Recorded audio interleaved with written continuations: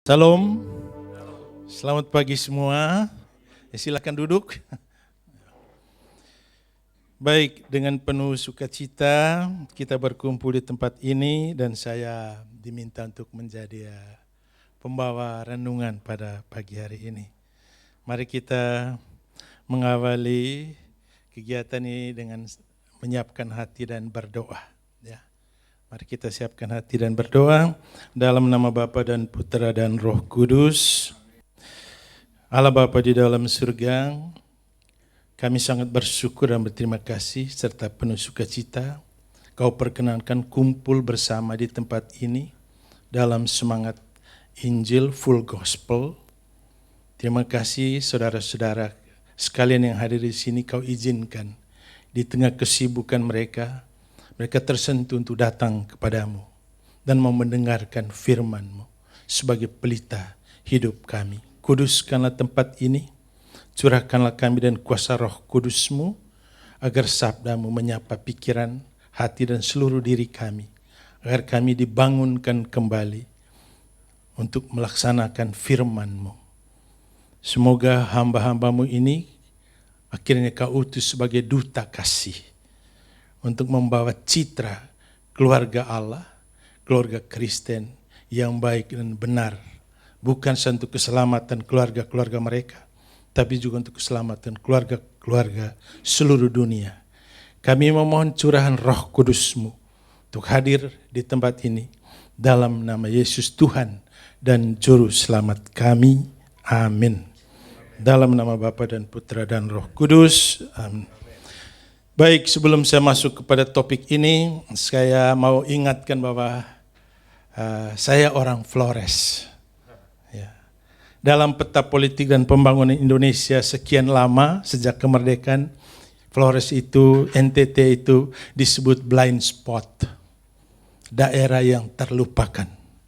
Selain nggak ada apa-apanya untuk kebutuhan ekonomi, juga karena mungkin semua itu daerah Kristen, sehingga terlupakan pembangunan oleh pemerintah. Baru sejak masa Jokowi itu semua sudah mulai dieksplor. Dan ternyata Tuhan mengangkat bahwa di NTT itu ada banyak mutiara-mutiara yang indah. Karena itu sekarang Anda mesti berjuang ke Flores atau NTT. Kenapa? Kalau sebut Labuan Bajo itu ada di Flores. Sebut Danau Tiga Warna itu ada di Flores. Ya, kalau kita sebut perkampungan asli warisan UNESCO dengan nama sebagai arsitektur tradisional terbaik yang sebut Kampung Werbo itu ada di Flores. Ya, karena itu saya dengar cerita, katanya ada orang mau masuk surga, orang Jakarta. Tapi kemudian waktu ditanya, Anda kan sudah keliling dunia? Iya. Sudah ke Flores? Belum. Dia bilang belum, kalau tiket masuk surga ditunda dulu. Ya. Harus ke Flores dulu. Karena saat Anda berbuat kasih di Flores, Anda punya tiket masuk surga itu pasti lancar. Anda percaya atau tidak ini? Yang saya katakan tidak perlu kita percaya. Yang perlu kita percaya apa yang saya mau wartakan sekarang. Amin. Karena ini yang datangnya dari Allah, bukan dari saya. Baik, pada saya diberikan tema tentang keluarga. Dan saya sangat bersyukur bahwa Anda memilih topik ini, menurut saya penting. Ya, karena keluarga disebut gereja mini, dasar segala kan tadi saya kira Pak Agus Manta sudah memberikan beberapa kesaksian yang luar biasa. Dan saya kira juga Anda sudah mendapat banyak topik yang menyoroti aspek keluarga ini. Karena itu saat ini saya hanya menyoroti satu aspeknya saja, tentang relasi. Bagaimana peran relasi itu di dalam keluarga untuk membangun sebuah keluarga Kristen yang harmonis, keluarga Kristen yang terberkati. Saya coba membatasi diri hanya kepada topik ini. Karena itulah saya mengambil tema relasi dengan Allah, dasar relasi di dalam keluarga. Tadi saya kira Pak Agus sudah menyentil beberapa poin itu. Untuk bisa memasuk kepada topik ini, kita lihat step-step berikut ini. Pertama kita coba mengerti dulu bingkai keluarga Allah. Ya. Yesus mengajar kita untuk menyapa Allah sebagai Bapa kita. Artinya apa? Allah dalam berkomunikasi dengan kita, dia memakai konsep keluarga. Kalau kita ingat dalam perjanjian lama, ya, kita tidak dipakai konsep ini. Waktu Musa mau mendekati semak belukar itu, dia katakan kamu jangan mendekat. Ini tempat maha kudus. Nanti Musa tanya, nanti kalau orang tanya, siapa yang menyuruh kamu? Aku adalah Allah, aku yang ada. Dia tidak menyebut dirinya bahwa aku adalah Bapa. Tapi sejak Yesus datang, dia katakan apa? Kalau kamu berdoa, katakanlah Bapa kami. Konsep keluarga ini dipakai. Karena itulah ya, kita hidup karena kita menyapa Allah, Bapa kita hidup dalam satu keluarga yang disebut keluarga Allah. Dan apa ciri keluarga Allah itu? Ciri yang pertama itu pasti kudus. Ya, itu Yesaya 6:3 itu kudus, kudus, kuduslah Tuhan. Ya. Ciri yang berikutnya saya kira di Injil Yohanes 13:34 itu hidup dalam kasih. Ya, itu ciri khas keluarga. Masih banyak yang lain lagi. Ya, kasih, bijaksana, lemah lembut, apa tadi banyak lah ya. Dan yang paling penting ialah ini bingkai keluarga Allah. Dan kita yang membentuk diri dalam keluarga Kristen ini harus ada di dalam bingkai ini. Katakan ini sebuah bingkai ya. Bingkai keluarga Allah. Di sini tulis kasih, kudus, bijaksana, adil, apa semua. Lalu keluarga Kristen ditaruh fotonya di dalamnya. Hidupnya di sini, di dalam bingkai ini. Ya. Tapi kalau misalnya perselingkuhan, pengkhianatan, ada nggak dalam bingkai ini? Tidak ada kan? Berarti kita membuat bingkai yang lain. Kalau kita membuat bingkai yang lain, itu artinya Ibu Mega bilang kita bermain di dua kaki. Kan Ibu Mega bilang dalam apanya itu, dia bilang dilarang untuk bermain dua kaki. Sabda Ibu Mega aja kita bisa dengar bagaimana Allah sayang kalau kita tidak dengar. Jadi sebenarnya konsep keluarga itu sudah jelas. Kita ada di bingkai yang mana. Ya, gitu. Oke. Kita lihat yang berikut. Itu hanya pemikiran awal untuk kita tahu kita ada di mana kalau kita bicara tentang keluarga. Yang kedua, saya coba angkat dua contoh tentang model keluarga yang ekstrim saja. Ya. Pertama, ya, kita ambil contoh tentang keluarga yang gagal, yaitu kegagalan Adam dan Hawa dalam menciptakan keluarga yang bahagia dalam Allah. Kita tahu kisah itu ya, Kejadian 3, 1-13 itu. Ya, saya kira saya tidak usah kita baca ya, bagaimana Adam dan Hawa kemudian jatuh ke dalam dosa ya. Dan kita coba simak apa model relasi di dalam keluarga ini sehingga kita sebut sebagai keluarga gagal. Yang pertama, ya, relasi dengan Allah di sana itu semu, tidak kokoh. Karena begitu terkena bujukan setan, mereka langsung berpaling dari Allah dan tidak setia lagi kepada Allah. Anda semua menerima sakramen, sebelum menerima sakramen perkawinan, ada janji di sana kan? Dan janjinya tidak main-main. Di hadapan apa? Allah. Tapi begitu terkena godaan, lupa semua itu. Jadi gejala ini bisa terjadi. Kita lihat ada relasi yang gagal. Itu relasi dengan Allah. Bagaimana relasi dengan sesama itu? Ya di sini Adam dan Hawa. Relasi dengan sesama anggota keluarga juga tidak jujur. Saling mengkambing hitamkan. Kita lihat contoh di situ ya. Di Kejadian 3:12 waktu Tuhan Allah mulai datang, mereka takut dan bersembunyi. Ya, apa jawaban Adam? Dia tidak mempersalahkan dirinya sendiri. Dia katakan, perempuan yang kau berikan itu untuk menemani saya, telah memberi saya buah itu kepada saya, lalu saya mau makannya.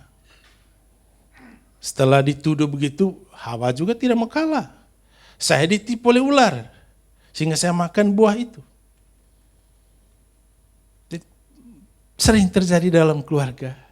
Kalau ada masalah, ada kegagalan dalam hidup berkeluarga, kita saling mengkambing hitamkan. Bukan saya, itu yang salah, itu yang salah. Ingat, ini sudah di bawah kop keluarga atau relasi gagal. Ya. Dan kita coba lihat keturunannya. Hasil dari keluarga gagal ini apa? Ya, keturunan itu. Amburadul, saling membunuh. Adik kakak kandung pun. Ini seperti dalam situasi politik ya.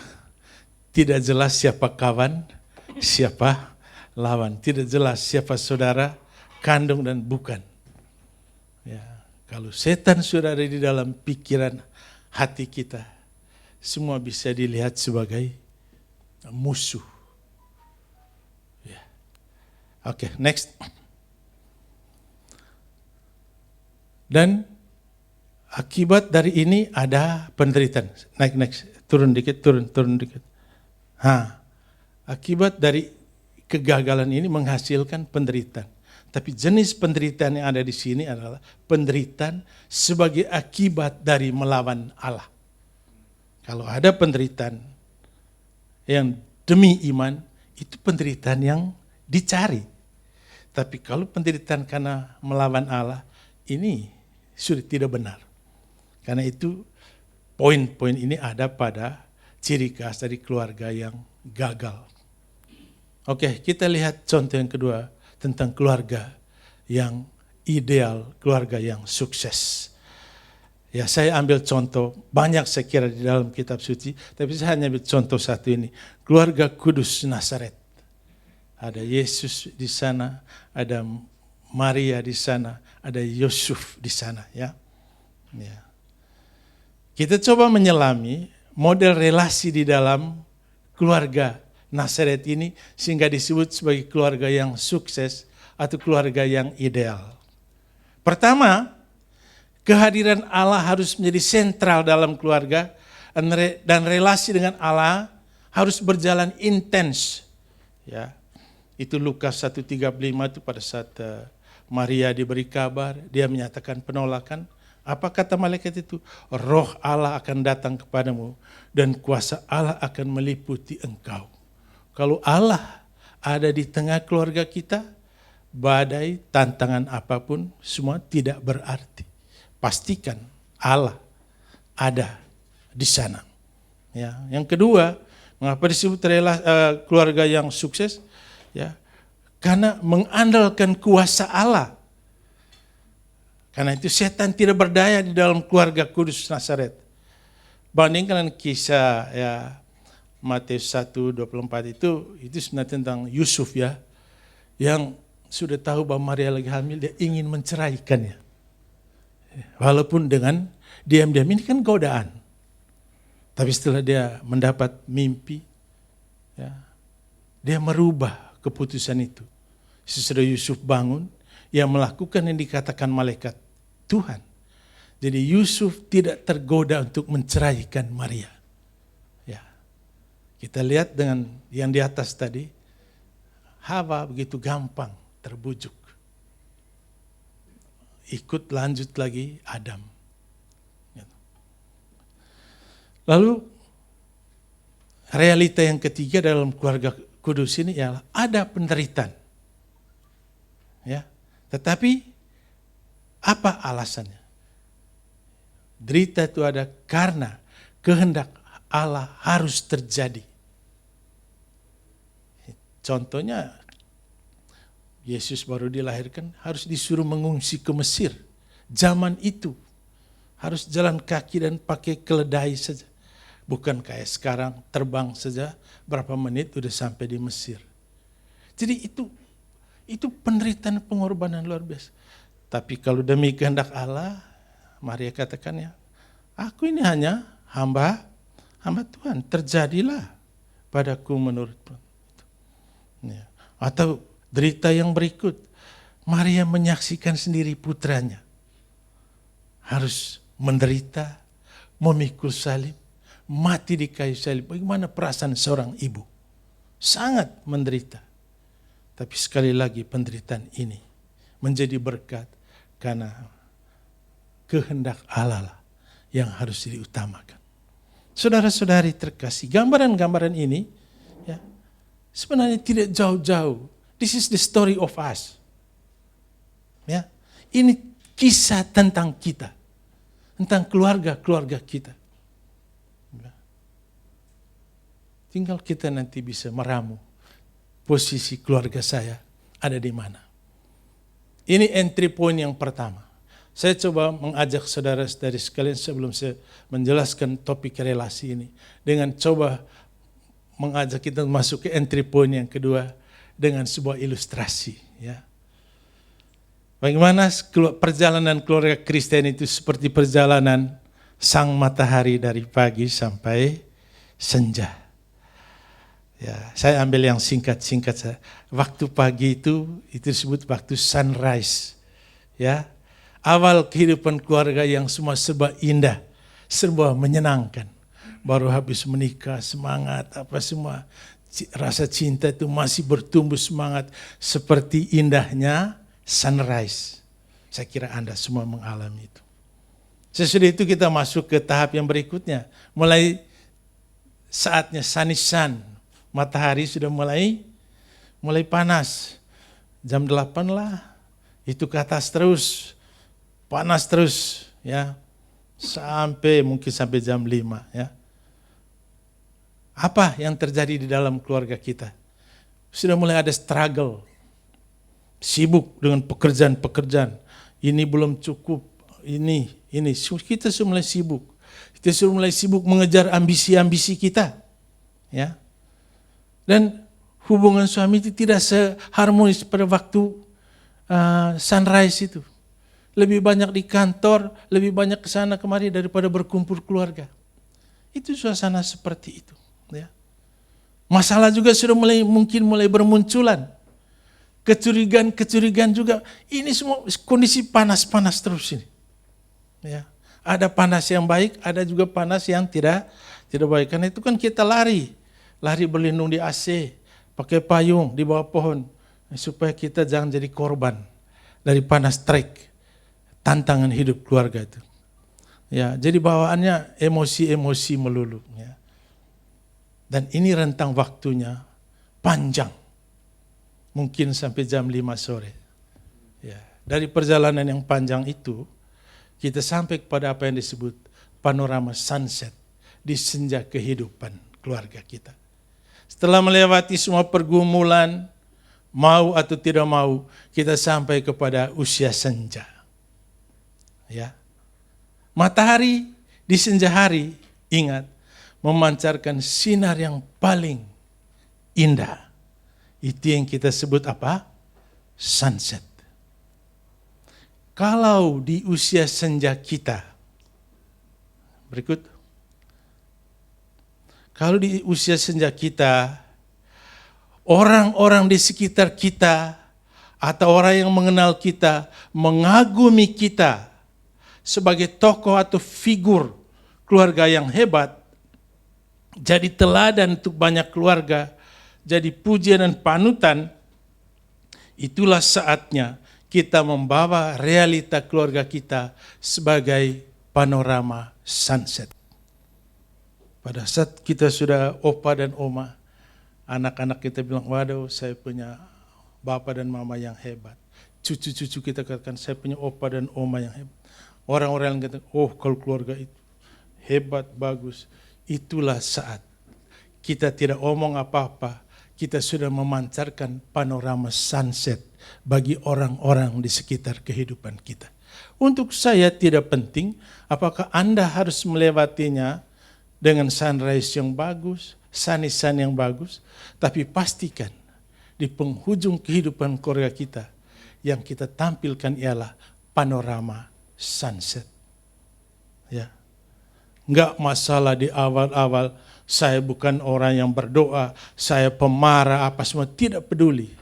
Tapi pada saatnya kalau Anda sudah mulai merenungkan kehidupan keluarga yang baik dan benar, ada perdamaian, ada saling pengertian, ada keterbukaan, apa semua yang terbaik yang membuat orang di sekitar kita melihat ini satu keluarga hebat, keluarga terberkati. Ingat, itulah saat kita sudah membawa keluarga kita kepada panorama sunset. Disitulah kita sudah berhasil. Nah, saudara-saudari terkasih, bagaimana supaya kita membawa keluarga kita menjadi keluarga yang ideal, sukses, atau membawa dia ke panorama sunset? Itulah resep-resep yang akan saya sampaikan sekarang ini. Relasi apa saja yang dibutuhkan sehingga nanti kita bisa membawa keluarga kita sebagai keluarga yang sukses, keluarga yang memancarkan panorama sunset. Kalau sebut sunset ini saya ingatkan lagi ya, panorama sunset yang terindah di seluruh dunia itu ada di Labuan Bajo. Bukan apa-apa. Mengapa? Karena sunset itu terbenam di antara pulau-pulau. Dan itu keindahan itu hanya ada di Labuan Bajo. Jadi bukan saya promosi. Selain itu syarat masuk surga, tapi memang itu juga memang tempat yang terindah di dunia. Tentu dengan itu nanti kalau Anda sudah berkunjung sana, pasti Anda berjuang supaya keluarga Anda sekalian juga dibawa, digiring kepada panorama sunset ini. Baik saudara-saudari terkasih, saya masuk kepada poin kita. Relasi macam mana yang dibutuhkan untuk menjadi keluarga ideal atau keluarga yang berakhir dengan panorama sunset. Yang pertama, relasi yang kokoh dengan Allah adalah mutlak perlu dalam keluarga. Ya, Ulangan 6:4-7 dikatakan begitu. Saudara-saudara, ingatlah hanya Tuhan dan Tuhan sajalah Allah kita. Cintailah Tuhan Allahmu dengan sepenuh hati. Tunjukkanlah itu dalam cara hidupmu dan dalam perbuatanmu. Jangan sekali-kali melupakan perintah-perintah yang saya berikan kepadamu hari ini. Ajarkanlah kepada anak-anakmu. Hendaklah kamu membicarakannya di dalam rumah atau di luar rumah, waktu istirahat atau waktu bekerja. Jadi pesannya itu sangat penting. Gitu kita punya relasi yang baik dan Allah, semua atribut-atribut yang hebat, yang luar biasa, yang kudus dan mulia dari Allah itu akan nampak. Dan itu akan menjadi milik kita. Tadi saya kira Pak Gusmata sempat menyinggung itu. Betapa pentingnya kita membangun relasi dengan Allah. Apa wujudnya? Ya, saya kira doa bersama dalam keluarga itu penting. Ya, ke gereja bersama-sama itu penting. Ya, membaca firman bersama-sama. Ini kan spirit dari full gospel ini. Jadi sayang kalau firman itu tidak menjadi makanan utama. Atau tunggu sekali ini baru kita dengar firman Allah ya. Tunggu setiap pertemuan hari Selasa ya Pak Gunawan, Pak Budiman ya. Tidak mestinya tiap hari. Harus menjadi makanan utama. Ya. Lalu ada saling mengoreksi. Ada banyak lagi hal yang kita bisa buat. Hanya mau menunjukkan bahwa kita membangun keluarga kita lebih dahulu dengan membangun relasi yang sangat intens dengan Allah. Nah, yang kedua, ini yang sedikit penting dan terlupakan. Seolah-olah dari vertikal yang hubungan dengan Allah langsung ke horizontalnya dengan sesama. Tapi ada titiknya di sini, yaitu pada saya. Relasi yang kedua ialah relasi dengan diri sendiri secara jujur dan benar. Saya jelaskan ini ya. Relasi ini membantu kita untuk menyadari kekuatan tapi juga kelemahan dalam diri kita. Supaya kita tidak menganggap diri tinggi sekali di hadapan orang lain yang membuat kita dicap orang yang apa? Sombong. Atau sebaliknya ekstrim yang lain menganggap diri kita tidak punya apa-apa sama sekali, kita disebut memiliki kompleks apa? Rendah diri, bukan rendah hati. Itu dua hal yang berbeda. Rendah diri itu sebuah kompleks. Rendah hati itu kemuliaan. sikap orang beriman. Ya, jadi itu jangan terjebak pada yang buruk itu kompleks rendah diri. Penting kita mengenal diri kita. Oh, saya hebatnya di sini. Saya kurangnya di sini. Supaya nanti di dalam keluarga jangan pikir saya hebat semua. Istri, anak-anak tidak ada apa-apanya. Nah, itu kekeliruan yang sangat besar ya. Ya. Jadi itu.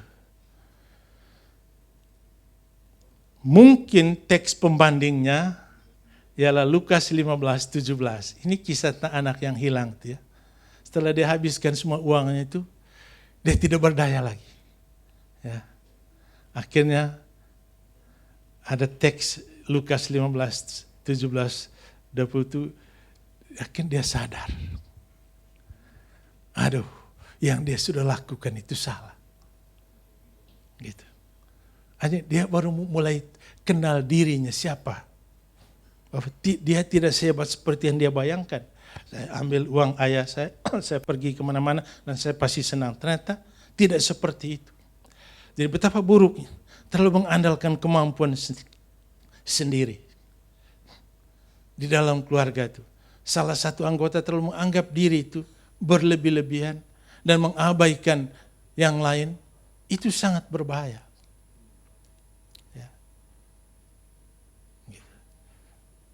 Jadi itu yang perlu kita perhatikan ya. Jadi dia sadar akan kesalahannya dan setelah dia sadar dia ada niat untuk bertobat dan niat yang bertobat itu dia sempurnakan dalam action. Dia kembali ke rumah bapaknya. Kenapa? Ada orang hanya berhenti pada sadar dan niat saja, tapi tidak ada action. Makanya orang bilang orang seperti ini disebut NATO. Tahu kan NATO ya? No action, talk only. Banyak orang gitu. Ya setelah melakukan kesalahan terhadap suami, ya saya minta maaf ya, saya minta maaf. Tapi besok buat lagi. Gitu. Jadi penting sekali membangun relasi. Kalau sudah dengan Allah sudah bagus, nah pertama relasi dengan diri sendiri juga harus bagus. Harus jujur. Bahwa saya ini memang hebat.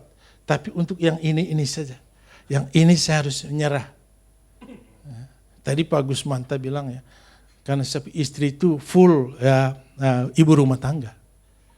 Kita bapak-bapak ini kan begitu ditinggal istri 1 minggu kan panik.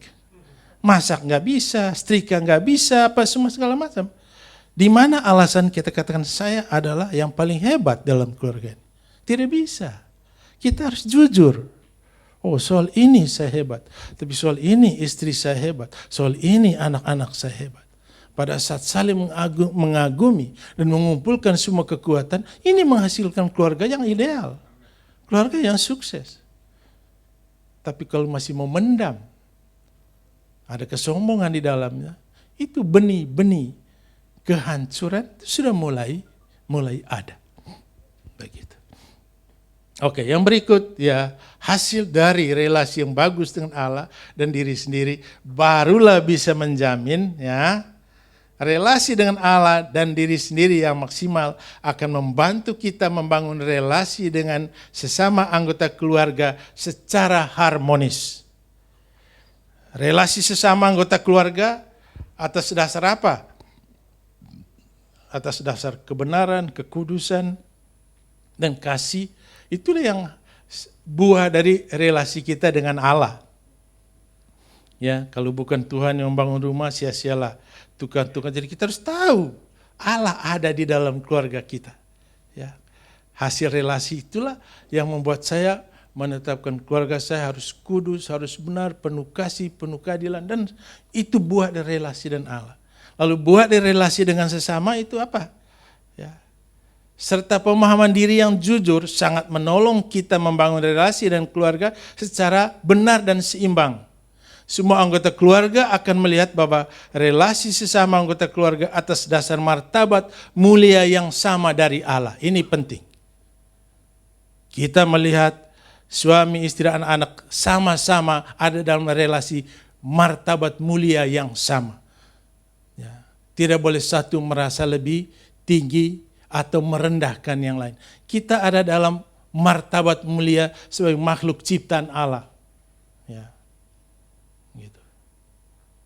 Itu lahir dari satu kesadaran bahwa saya ada lebih juga ada kurangnya. Sehingga saya tidak bisa mengklaim diri saya satu-satunya seperti Tuhan Allah di dunia atau di dalam keluarga. Hati-hati itu. Itu sudah terjebak pada kesombongan rohani yang berlebihan.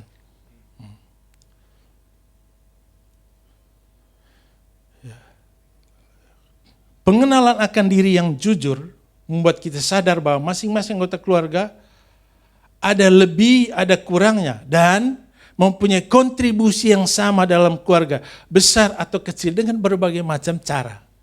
Ada mungkin suami yang punya kontribusi di bidang finansial. Ada ibu yang mengelolanya sehingga bisa menghasilkan kehidupan keluarga yang baik. Ada anak-anak yang bisa menikmatinya dengan punya sekolah yang bagus. Dia bangga, oh ya karena orang tua saya baik, saya bisa dapat sekolah yang ya macam-macam lah. Ya.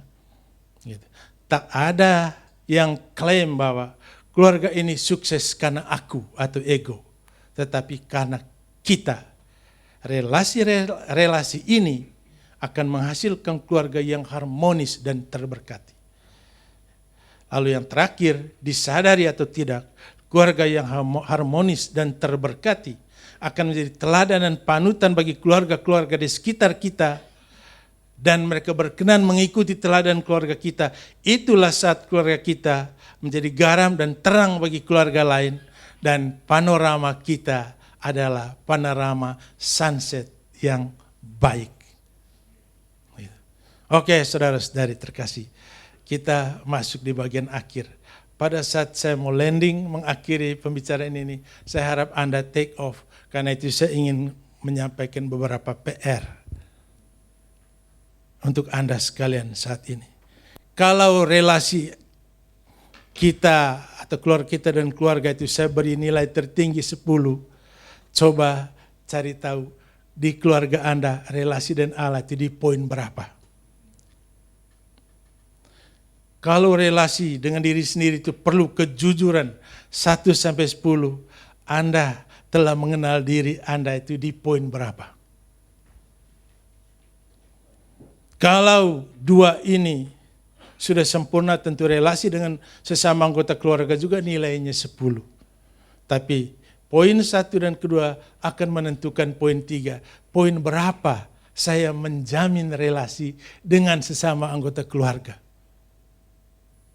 Dan yang terakhir, sudah sejauh mana saya berjuang untuk membawa panorama keluarga saya jadi panorama sunset, sehingga keselamatan itu bukan untuk keluarga saya juga, tapi saya menjadi sumber keselamatan bagi keluarga-keluarga lain di sekitar kehidupan saya, sehingga melalui kita keselamatan dunia itu akan terjadi. Amin. Saya kira ini saja beberapa pokok pikiran yang saya sampaikan kepada kita sekalian. Ya, baik. Terima kasih.